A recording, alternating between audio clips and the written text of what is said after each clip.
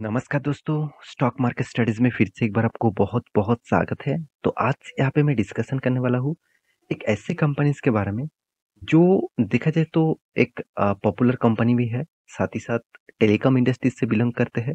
तो देखिए telecom industries में जितने सारे कंपनीज़ हैं, अभी तक स्टॉक मार्केट में लिस्टिंग हुआ जितने सारे कंपनीज़ हैं, उनमें से नंबर 1 कौन है? भारती एयरटेल और दूसरे नंबर में कौन है? Vodafone idea.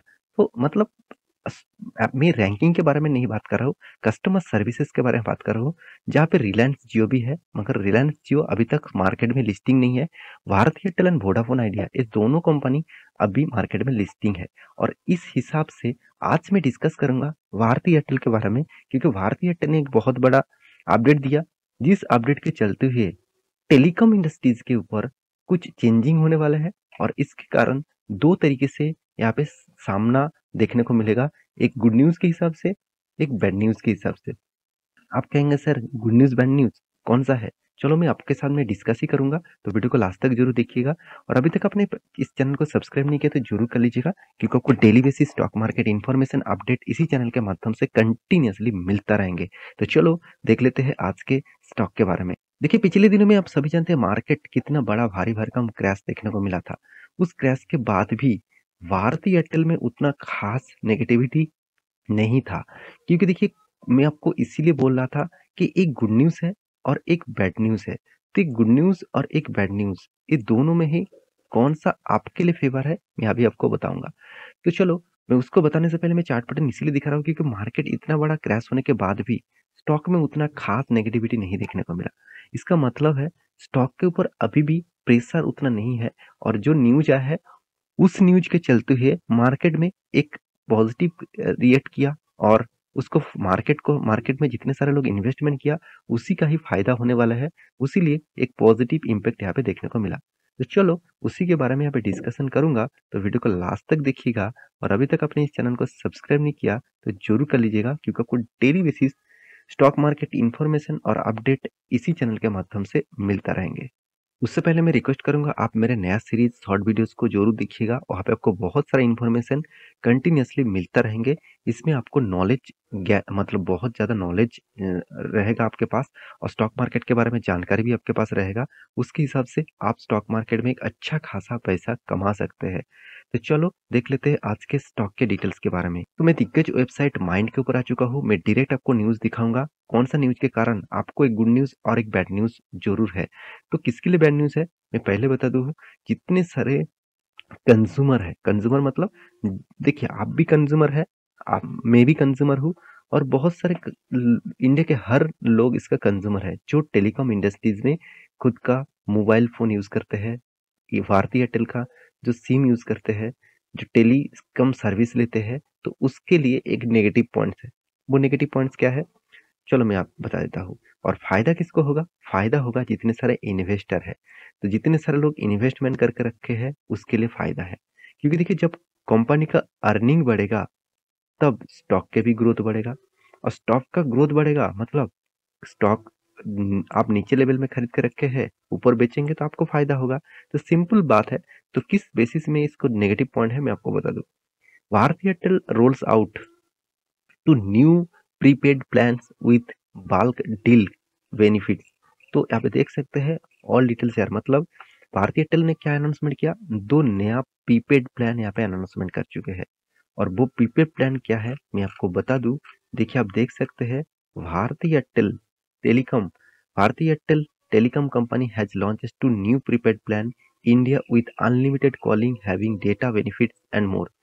तो यहाँ पे देख सकते हैं कंपनी जो अनाउंसमेंट किया जो नया प्लान उसके हिसाब से आपको जो बेनिफिट मिलेगा वो यहाँ पे बता रहा है। तो आप कहेंगे सर इस न्यूज के चलते है मुझे क्या फायदा होगा?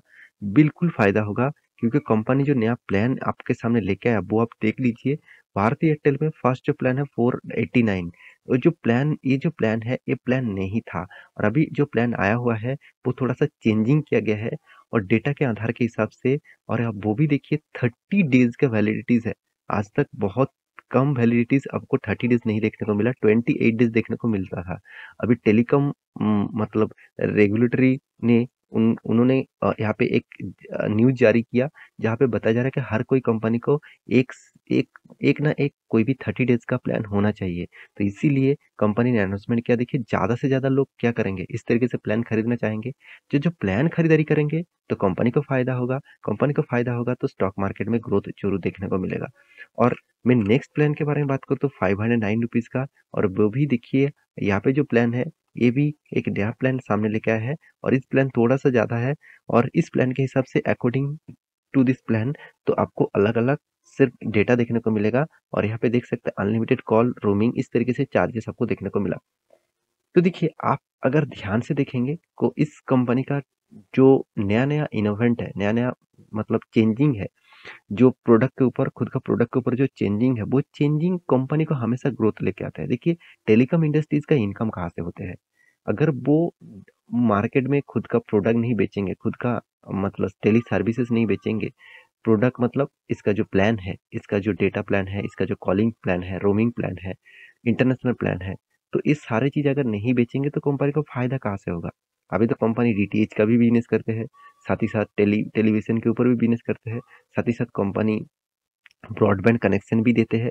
तो इस तरीके से एक्स्ट्रा नया-नया प्रोडक्ट वो मार्केट में लेके आते हैं, और इसी के कारण आज भारती एयरटेल मार्केट में टिके हुए हैं, नहीं तो आज जियो ही मोनोपोली बिज़नेस करता, बाकी सारे कंपनीज़ टोटली बर्बाद हो जाता। पहले तो आप देख सकते हैं भारती एयर भारती एयरटेल अभी मार्केट में है, बाकी देखिए वोडाफोन आइडिया, मतलब वोडाफोन और आइडिया दोनों एक साथ जुड़ने के बाद भी दोनों का हालत खराब है। कभी ना कभी 2 कंपनी बंद ही हो सकते हैं। तो मेरे कहने का मतलब है, आप इस न्यूज़ के बेसिस में स्टॉक मार्केट में क्या निवेश करेंगे? ऐसे बिल्कुल भी नहीं। आपको देखना है कंपनी क्या कर रहा है, उस बेसिस में आपको निवेश करना है। देखिए लॉन्ग टर्म विज़न के लिए उसका टारगेट क्या है, वो आपको देखना है। अगर वो डेटा आपके सामने है, तो सोचिए आप सही दिशा में जा रहा है, और आप सही में अच्छा खासा एक पॉजिटिवली मोमेंटम में ग्रोथ कर रहा है। तो आप देखेंगे तो कंपनी के ऊपर ग्रोथ ऑफ पोटेंशियल कहाँ पे दिखे? तो मैं डायरेक्ट इन्वेस्टर के बारे में बात करूँ, तो इस कंपनी में मुझे सबसे जो बेस्ट पॉइंट लगा, प्रोमोटर के पास 55% के ऊपर होल्डिंग तो है। उसके बाद अगर आप देखेंगे कि कंपनी अगर सही नहीं होता, तो इंस्टीट्यूशन जैसे एफआईएस और डीआईएस, ये दोनों लोग यहाँ पे इन्वेस्टमेंट नहीं करता। पहले भी जितना करके रखे थे, आज भी उससे भी ज़्यादा होल्डिंग बढ़ा चुके हैं। इसका मतलब कंपनी में कुछ ना कुछ तो देखने को मिला, जिसके कारण स्टॉक के ऊपर होल्डिंग बढ़ा चुके हैं।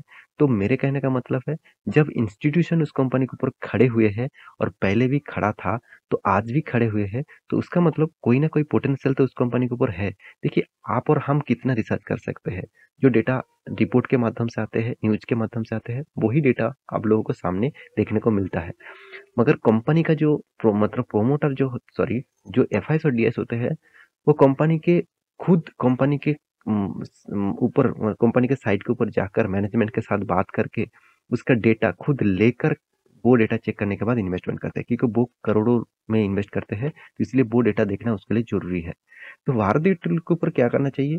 मेरे हिसाब से इस तरीके से कंपनी के ऊपर ऑब्वियसली कंटिन्यू करना चाहिए, क्योंकि ये एक अभी भी मोनोपोली बिजनेस मार्केट में क्रिएट करके रखे हैं। जब तक मार्केट में जियो नहीं आता, तब तक इसका मोनोपोली क्रिएट रहेगा, क्योंकि अगर कोई भी टेलीकॉम सेक्टर के ऊपर निवेश करना ही है, तो भारतीय एयरटेल के अलावा और कोई दूसरा कंपनी आपको नहीं मिलेगा।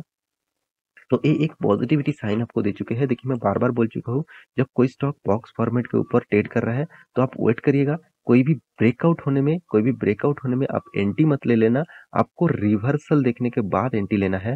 फिर भी मैं एक एंट्री ले चुका हूँ, मैं पहले वीडियो में भी आपको बोला था कि यहाँ पे देखिए जो ब्रेकआउट हुआ था, उसके बाद ये जो कैंडल पॉजिटिवली दिखा, उसके ऊपर मैं एंट्री ले चुका हूँ, और मेरे स्टॉप लॉस यहाँ पे जो रेड कलर दिख रहा है, यहाँ पे स्टॉप लॉस है। 1:3 रेशियो का टारगेट था, अभी तक 1:3 रेशियो नहीं हुआ, 1:1 रेशियो का टारगेट दिया था। तो मैं देखिए मैं टारगेट के ऊपर हमेशा फोकस रखता हूँ, स्टॉप लॉस के ऊपर हमेशा फोकस रखता हूँ। स्टॉप लॉस मेरा कट हो जाए कोई फर्क नहीं पड़ता। मैं टारगेट जितना लेना चाहता हूँ, जब तक ना मिले तब तक मैं होल्ड करता हूँ।